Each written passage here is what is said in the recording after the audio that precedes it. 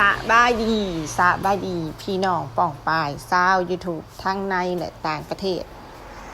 สบายดีผู้ที่ติดตามทุกท่านเนาะวันนี้ก็จะมารีวิวรถไฟฟ้าที่เราซื้อมาที่วิ่งได้ประมาณ100 กว่ากิโลเมตรเนาะนี่ก็กำลังออกจากบ้านนะทุกคนนี่ก็เป็นถนนที่ออกจากบ้านรถไฟฟ้าก็ไซส์เกียร์หมุนเนาะทุกคนเนาะหมุนเอาอยู่ตรงหน้าปัดนี่แหละมี N มี R มี D เนาะก็ขับแต่ก็นิ่มอยู่นะไวอยู่นะตามเห็นในภาพเลยจุดหมายปลายทางวันนี้ก็คือเราจะไปวังเวียงเพื่อไปดูบุญบั้งไฟกันจะเป็นยังไงมาติดตามรับชมรับฟังกันได้เด้อขอให้รับชมกันจนจบคลิปเนาะทุกคนเนาะมาพูดเรื่องรถกันหน่อยมาเล่าเรื่องรถกันเนาะรถก็จะมีเบรกมืออยู่ที่ตีนเนาะทุกคนเนาะจะเหยียบลงบาทหนึ่งมันก็จะค้างเลยเนาะเวลาจะไปก็เหยียบลงเบรกมือมันก็จะปลดเนาะแล้วก็ใส่เกียร์หมุนเกียร์ใส่เข้าไปแล้วก็เหยียบคันเร่งไปเลยนะทุกคนเนาะอันนี้ออกจากบ้านพ้นถนนไม่ดีแล้วเนาะพ้นถนนบดีกะน้อยนึงเนาะทางเข้าบ้านวันเดี๋ยวนี้นะตัวเมืองเวียงจันทร์เพิ่นกาภาครัฐเพิ่นกาพัฒนาขึ้นหลายเนาะถนนหนทางก็ดีขึ้นอันนี้คือมาถึงทางด่วนแล้วนะทุกคนเนาะจากบ้านมาทางด่วนกะใกล้อยู่เนาะใกล้เติบเนาะแล้วก็หาที่ชาร์จรถชาร์จแบตรถเนาะเพราะว่ายังจะไปอีกไกลไปบางเวียงก็ยังอีกไกลประมาณ100 เราก็ต้องหาที่ชาร์จรถก่อนความจริงที่ชาร์จรถน่ะมีทุกที่นะทุกคนแต่ว่ามันมีคนชาร์จอยู่แล้วถ้าเราได้รอคิวนานเราก็ต้องไปจุดชาร์จใหม่นะทุกคนเนาะแล้วหัวชาร์จของรถเราน่ะบางปั๊มก็ไม่มีบางปั๊มก็มีเนาะนี่เนาะก็จะมีป้ายบอกไว้ว่าจะมีจุดชาร์จรถเนาะแล้วก็จะมีคาเฟ่ด้วยสำหรับผู้ที่จะขับรถไฟฟ้าต้องเป็นคนใจเย็นนะทุกคนต้องได้ไปนั่งต้องได้ไปชาร์จรถแล้วก็ต้องไปนั่งในคาเฟ่จิบกาแฟจิบขนมรอกันรถเราก็ชาร์จระบบ30 นาทีก็เสร็จก็ไม่ได้ชาร์จนะทุกคนเนาะอยู่จุดนี้เพราะว่ามันมีคนชาร์จรอชาร์จอยู่1 คนมันรอนานก็เลยไม่รอก็เลยมาขึ้นทางด่วนก่อนจะขึ้นทางด่วนเราก็ต้องได้มาทำเอกสารนะทุกคนเพราะว่ารถเรายังไม่มีป้ายรถที่ยังไม่มีป้ายก็ต้องได้เอาเอกสารใบซื้อขายมาทำใบขอขึ้นทางด่วนกะบ่ได้เสียเงินเนาะอยู่จุดนี้ก็บ่ได้เสียเงินนี่เขาก็ขึ้นทางด่วนมาแล้วนะทุกคนเนาะนี่ก็คือวิวธรรมชาติของทางด่วนแต่จะขอเตือนพี่น้องชาวไทยหรือชาวต่างประเทศที่จะเดินทางด่วนจะมาเที่ยวลาวแล้วจะขึ้นทางด่วนเนาะอย่าขับไวเห็นว่าเป็นทางด่วนก็อย่าขับไวนะเพราะว่าดินที่ลาวถนนที่ลาวมันจะเป็นดินที่ชุ่มน้ำเขาทำถนนเขาก็ทำได้มาตรฐานแหละทุกคนแต่ว่ามันก็ไม่ไหวน้ำมันอยู่ก้องพื้นถนนมันจะมีคลื่นถ้าเป็นรถที่ตัดคลื่นไม่ดีแล้วขับไวนี่อาจจะเสียหลักพลิกคว่ำได้เนาะทุกคนเนาะถนนที่ลาวทุกที่จะมีคลื่นเพราะว่ามันมีน้ำลอดพื้นเนาะถึงเขาจะทำถนนดีแค่ไหนถ้ามันมีน้ำลอดพื้นมันก็ต้องยุบต้องโนนบ้างนะทุกคนเนาะก็ต้องให้ความระมัดระวังอย่าขับร้อยกว่าเด็ดขาดประมาณ80หรือ90รถเราขับได้สูงสุดก็อยู่ประมาณ100กว่าแต่เราขับแค่70-80เนาะทุกคนเพื่อความปลอดภัยเนาะใครอยากจะแซงก็แซงที่ลาวเนี่ยถ้าขับช้าเขาไม่ว่าแต่ถ้าขับเร็วเขาด่าเนาะถ้าขับเร็วเขาด่าถ้าขับช้าบ่เป็นหยังเนาะขับช้าไปเลยเขาแซงเขาก็แซงไปเองแต่เขาจะบ่ปาดหน้าเนาะเขาจะแซงไปเองแล้วเขาก็จะเว้นระยะใกล้ๆเขาถึงจะหักเข้าเฮาเนาะ เขาสิบ่ฮักในระยะประชันชิดตอนไปก็เห็นรถป้ายมุกดาหารป้ายกรุงเทพก็บางคันก็ขี่บ่มีมารยาทเนาะบางคันก็ขี่บ่มีมารยาทแซงเฮาขึ้นไปแล้วก็ฮักเขามาเลนเฮาก็ในระยะประชันชิดโพดก็บ่อยากให้เฮ็ดแบบนั้นเนาะมาประเทศเพิ่นก็เคารพกฎหมายกฎระเบียบในการขับขี่ประเทศเพิ่นแน่เนาะถือเพิ่นขับซ่าเจ้าขับไวเจ้าก็ไปเลยเจ้าก็เว้นระยะห่างให้เฮาบ่แม่นสิว่าระยะห่างยังบ่ได้ก็ฮักเขาแหละทางเฮาก็ได้เบรกจนหัวถ่วนเนาะเพ้อๆก็สิได้ก่อให้เกิดอุบัติเหตุเนาะก็บ่ให้เฮ็ดแบบนั้นเนาะสำหรับพี่น้องชาวไทยที่เดินทางมาเนาะก็เห็นหลายคันเติบถือว่ากลางเนาะกลางนิสัยบ่ดีมาเฮ็ดนิสัยบ่ดีอยู่ประเทศลาวเนาะเจ้าจะแซงไปก็แซงถนนมันก็มีหลายเลนแซงไปแล้วก็ขี่ยาวไปเลยแล้วค่อยหักเข้าชิดขวาอันนี้ขี่ไปยังไม่พ้นเราสักเท่าไหร่เลยหักปุ๊บแหละไม่เอาเนาะไม่เอานิสัยแบบนี้อย่าทำเนาะอันนี้เราก็มาถึงจุดชาร์จเราก็มารอพี่ข้างๆเขาชาร์จเนาะเขาชาร์จจนเสร็จเราก็ค่อยได้เข้ามาชาร์จเนาะก็รอเขาอยู่ประมาณ10 นาทีเนาะนี่ก็เป็นหัวชาร์จของโลกาเป็นชาร์จระบบเร็วแค่30 นาทีเนาะทุกคนเนาะแค่30 นาทีก็ค่าชาร์จก็ประมาณ200ค่าชาร์จก็ไม่ถึง200ประมาณ150ค่าชาร์จไฟเนาะอันนี้เราลงมาชาร์จที่เมืองโพนโฮงเนาะเมืองโพนโฮงเพราะว่า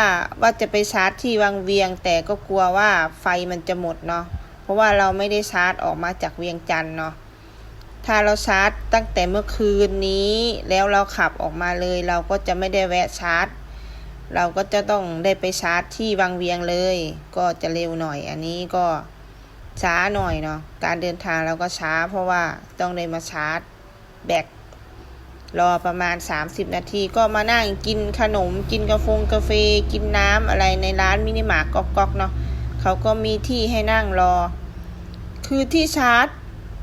แบตที่ลาวนี่แทบจะไม่พอกับความต้องการของประชาชนนะโดยเฉพาะช่วงมีเทศกาลนี่ก็อยากให้เพิ่มที่ชาร์จเนาะหรือว่าจะมีนักลงทุนท่านไหนสนใจอยากจะมาทำที่ชาร์จแบตที่ลาวมาทำเลยเนาะทุกคนเนาะตอนนี้คนลาวก็ขับรถไฟฟ้ากันเยอะเนาะเราหลังจากจะชาร์จแบตเต็มเราก็ออกเดินทางต่อเนาะทุกคนเนาะนี่ก็คือยังเป็น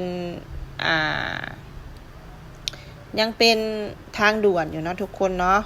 ยังเป็นทางด่วนเนาะเพราะว่าที่เราไปชาร์จแบตคือต้องโค้งลงไปอีกหักเข้าไปเมืองอีกเมืองนึงน่ะแล้วก็กลับออกมาเนาะกลับออกมาก็เสียตังค่าทางด่วนอีก 72,000 กีบเนาะทุกคนเนาะ 72,000 กีบก็ประมาณ100กับ10 บาท100กับ10 บาทถ้าเทียบเป็นเงินไทยเนาะ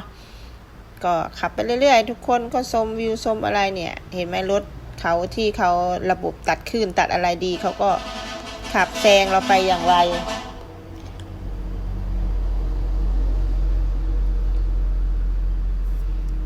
จะเห็นสองข้างทางวิวทิวทัศน์ดีมากทุกคนเลยรถนี่ก็ตลอดรถจะไปติดในด่านขาออกจะไปวังเวียงเนาะรถจะไปติดอยู่ตรงนั้นเพราะว่ามันจะเก็บเงินอยู่ตรงนั้นเนาะทุกคนเนาะคือขาเข้าเราจะไม่ได้เสียเงินเนาะจะไปถึงวังเวียงโน่นเราจะมีด่านอยู่ตรงนั้นแล้วเราถึงจะได้เสียเงินขับไปเรื่อยๆฟ้าก็เริ่มมืดแล้วทุกคนฟ้าก็เริ่มมืดมาแล้วทีนี้เมฆหมอกมาแล้ว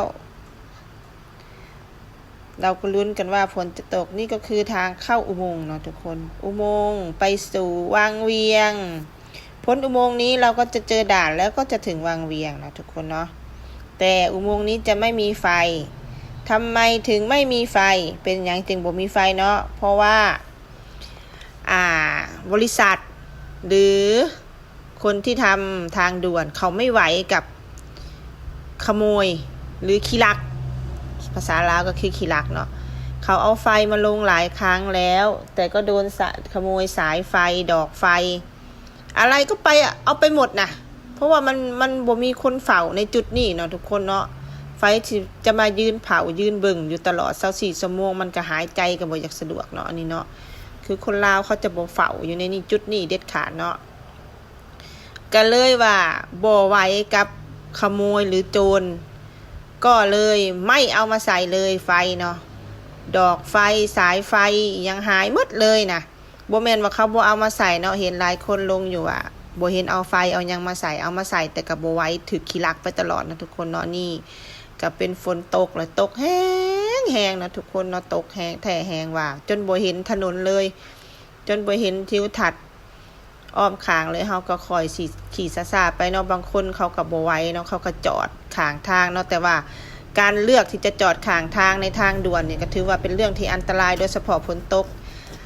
การแนมเห็นมันก็จะบ่ค่อยปานใดเนาะบ่แนะนำให้จอดคอยขี่ซ่าๆไปดีกว่าเนาะทุกคนเนาะเปิดตารถแล้วก็คอยขี่ซ่าๆไปดีกว่าอย่าจอดเด็ดขาดอย่าคิดว่าจอดหลบพ้นแล้วจะบ่อันตรายเนาะยิ่งอันตรายเนาะเพราะว่าถ้าคนมันบ่เห็นนะมันจะมาตำเอาก้นรถเฮานะจะเสียเวลาเนาะเฮาก็ค่อยๆขับไปเนาะทุกคนนะแต่ว่าบางคนก็มั่นใจในความสามารถของตัวเองว่าตัวเองสิสามารถอันนั้นได้ก็ขับไว้บางคนก็ได้สัตว์ตัวโอ้ยเฮาเลยย่านแบบมันลื่นนะมันทลามาใส่เฮานะเห็นว่าเป็นทางด่วนก็บ่ต้องใส่ความไวหลายก็ได้เนาะขับรถก็ได้ก็ให้เกียรติซึ่งกันและกันเลยก็ระวังหมู่ร่วมทางนำเนาะถ้าหมู่ร่วมทางเป็นอันตรายมันก็บ่ดีแหละไผก็ไปดินไปเที่ยวก็อยากม่วนซื่นอยากมีความสุขเนาะบ่แม่นว่าอยากมีเรื่องเนาะก็ผู้ใดที่ว่าไปทางด่วนก็บ่ให้ใส่ความไวหลายเนาะ1มาถนนเป็นคลื่น2เวลาฝนตกก็ตกแห้งก็เห็นใจเพื่อนห่วงทางเนาะครับซ่าๆเนาะกะขับมาเรื่อยๆกะใกล้จะฮอดวังเวียงแล้วนะทุกคนเนาะฝนก็เริ่มหยุดตกบัดนี้กะมันก็มีเมฆหมอกลงมาแล้วมีอายน้ำมีหมอกลงมากะเฮ็ดให้บรรยากาศข้างทางก็งามขึ้นนะทุกคนเนาะงามขึ้นบรรยากาศข้างทางก็ได้พากันเบิ่งโอ้ว่ามีหมอกมีหยังลงมีอายน้ำขึ้นงามหลายเนาะงามหลายและเฮาก็ได้ไปแวะคาเฟ่นึงเนาะเดี๋ยวจะเอาลงในคลิปต่อไปเนาะค่ะเอาลงในคลิปนี้มันก็จะยาวเกินไปเนาะอันนี้ก็คือรถที่เกิดเหตุบ่คาดคิดก็คือมารถรถยางข้างทางเนาะเด้เฮาก็จะเข้าถึงเขตวังเวียงแล้วนะทุกคนนี่เป็นไงล่ะนี่ก็คือวังเวียงเนี่ยแล้วก็มาถึงงานบุญบั้งไฟนะทุกคนเขาเข้ามาในเมืองวังเวียงแล้วเนาะอันนี้ก็คือเขาแห่บุญบั้งไฟเนาะทุกคนเนาะเขาเข้ามาก็คือสวยเติบเนาะสวยเติบหรือว่ามาซ่าโพดเนาะทุกคนเนาะมาซ่าโพดและเฮ็ดให้รถกระติดเนาะเผื่อเฮาสิเข้าไปฮอดบุญบั้งไฟก็เป็นของคอยนะทุกคนเนาะเผื่อสิออกมาก็เป็นของคอยเลยรถติดหลายอันนี้ไปนะทุกคนเอ้ยไปสัมไปเสียเวลาซื่อๆเนาะรถติดหลายบัดนี้เฮาก็ย่านไฟย่านหยังมันเบิดเนาะบัดนี้ถนนวังเวียงน่ะไปช่วงยามฝนน่ะมันลื่นนะทุกคนเนาะมันลื่นแล้วมันจะมีทางชันนะทางชันคือรถเฮามันบ่สามารถที่ว่าจะใส่แฮงบืนหลายหั่นนะก็เลยว่ามาได้แต่เท่านี้ก็เลยได้พากันกลับออกไปเพราะว่ามันฝนตกแหละคือเขาเห็นในภาพนี่มันจะเป็นขี้ต้มแบบนี้เนาะแล้วมันจะมีทางสั้นที่ว่าเฮาบ่สามารถเอารถขึ้นไปจอดน้ำเขาได้แหละก็เลยว่ากลับออกมานะบ่มีบ่อนจอดคันจอดอยู่ทางหน้าทางนี่นะไกลโพดเนาะไกลโพดเพื่อเฮาจะได้เข้าไปหาหม่องจุดบั้งไฟเนาะหม่องจุดบั้งไฟน่ะรถกะติดอีหยังกะติดขี้ต้มกะลายโอ้ยว่ะก็เลยว่าได้ภาพมาให้หมู่เพื่อนแต่เท่านี้เนาะภาพที่เขาจุดบั้งไฟน่ะกะถ่ายบ่ได้ซ้ำเนาะทุกคนเนาะเพราะว่าบ่ได้เข้าไปเบิ่งดูความรถติดนี่อันนี้ก็คือขาออกมาเนาะทุกคนเนาะขากลับออกมาเนาะโอ้ยรถนะติดบ่ให้ว่ากลับบัดนี้มีความมักง่ายของคนลาวบางกลุ่มเนาะที่เพิ่นครับส่วนเลนมาเนาะคือว่าทางออกนี่บ่มีเลยมีแต่ทางเข้าเนาะกะบ่เฮ็ดแนวนี้เนาะทุกคนเนาะ ถ้าว่ามีงานมีหยังก็บ่เฮ็ดแนวนี้เนาะมันก็แฮงเฮ็ดให้รถติดตื่มเนาะผู้ออกก็บ่ได้ผู้เข้าก็บ่ได้อันนี้ก็คือบรรยากาศธรรมชาติบริเวณที่เขาจัดงานน่ะบุ้งบั้งไฟนั่นแหละเนาะทุกคนเด้ย่างเข้าไปอีกบ่ไกลๆนะเขาก็เลยตัดสินใจออกมาซะเนาะเพราะว่ามันย่างเข้าไปไกลหลายเนาะบัดนี้เวลาเฮาจะกลับเนาะเวลาเฮาจะกลับเฮาก็ต้องได้แวะชาร์จรถก่อนนะทุกคนได้แวะชาร์จรถก่อนเขาจะกลับก็ได้แวะชาร์จรถเพราะว่ามันใช้พลังงานหมดไปหลายอยู่วางรถติดเนาะแล้วก็ยังได้ไปบื้นค่อยถือว่าเพิ่นมาได้สำนี้ก็ถือว่ารถนี่ก็ถือว่าโอเคเนาะความแรงความหยังมาตรฐานของเขาก็โอเคอยู่เนาะถึงว่าจะเป็นรถไฟฟ้าแต่วิ่งได้ประมาณ100ปลายเองเนาะทุกคนเนาะ100ปลาย150บ่หรือ200นี่แหละก็บ่ได้ถามเอื้อยคักเนาะทุกคนเนาะรถไฟฟ้าเขาก็มาชาร์จอยู่ที่จุดชาร์จนี่เนาะนี่ก็คือ2ตู้นี่จุดชาร์จนี่2ตู้3หัวก็ยังบ่เพียงพอต่อความต้องการก็ยังได้มารอคิวเข้าไปชาร์จแล้วจุดที่ชาร์จก็จะเป็นโรงแรมและร้านอาหารเนาะทุกคนเนาะโรงแรมนี่ก็ค่าพักก็ประมาณ100เหรียญต่อ1คืนเนาะทุกคนและมีโปรโมชั่นลดเหลือ80เหรียญเนาะ80เหรียญดอลลาร์สหรัฐมันก็เป็นตาผักอยู่ได้ทุกคนบรรยากาศเนาะเอามาชมพร้อมกันเนาะอันนั้นก็คือน้องชายเนาะน้องชายเป็นคนขับรถพามาเนาะเพราะว่ายังขับบ่เก่งเขาก็บ่อยากให้ขับปานใดเนาะญาติเป็นนั่นเป็นนี่ขับทางไกลเนาะไปใช้ก็ต้องมีซูเปอร์เนาะต้องมีคนขับรถให้อันนี้นะ ต้องลำบากคนอื่นนะนี่เนาะโอ้ยบรรยากาศจะคิดอยากจะมานอนอยากจะมาพักได้ค่ะมาวังเวียงหอกนานะทุกคนแต่ว่ามัน100เหรียญพูนถ้ามันตีเป็นเงินลาวน่ะถือว่ามันราคาสูงนะทุกคนเนาะแต่สำหรับชาวต่างประเทศก็คือปกติจิ๊บๆเนาะ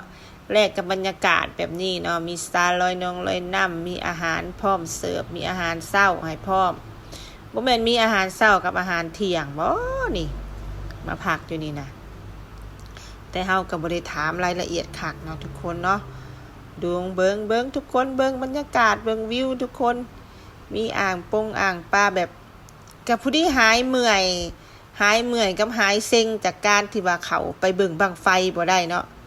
ตัวเองก็เซ็งแฮงหาจุดจอดรถก็บ่มีอุตส่าห์ว่าเข้าไปฮอดจุดมันจุดบั้งไฟแล้วเรียบร้อยแต่บ่มีที่จอดรถเฮาก็ได้กลับออกมานั่นทุกคนแบบเซ็งแฮงขนาดเลยว่าโอ้ยเสียความรู้สึกแฮงมาฮอดแล้วแต่ก็บ่สามารถไปเบิ่งบั้งไฟได้เนาะทุกคนเนาะเพราะว่าบ่มีที่จอดรถวันนี้ถ้าเฮากลับออกมาค่ำหลายมันก็จะไปฮอดเวียงจันทน์ค่ำเพราะฉะนั้นเฮาก็ต้องกลับออกมาก่อนเฮากลับออกมานี่ก็ประมาณ 3-4 โมงแล้วนะทุกคนเนาะ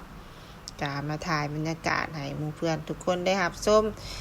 ระหว่างที่รอการชาร์จรถเฮาก็สั่งอาหารมากินอยู่ที่จุดๆนี้นะทุกคนเนาะก็ถือว่าผู้ใดที่ว่ามีรถไฟฟ้าถ้าบ่พาวใจเย็นก็สามารถขับได้เนาะแล้วก็ต้องมีจุดพักจุดแวะกินดื่มไปก็ถือว่าพักเมื่อยในการขับรถไปก็ดีแนวหนึ่งนะทุกคนเนาะมาถึงนี่ก็จบเพียงเท่านี้นะทุกคนเนาะจบไปกับบรรยากาศสวยงามขอบคุณเพื่อนๆที่รับชมคลิปกันจนจบด้วยเด้อบ๊ายบายเจอกันใหม่ในคลิปหน้าเด้อขากลับบ่ได้ถ่ายให้เด้อทุกคนเนาะบ่ได้ถ่ายให้เพราะว่ามันมืดแน่ก็เลยบ่ได้ถ่ายให้บ๊ายบาย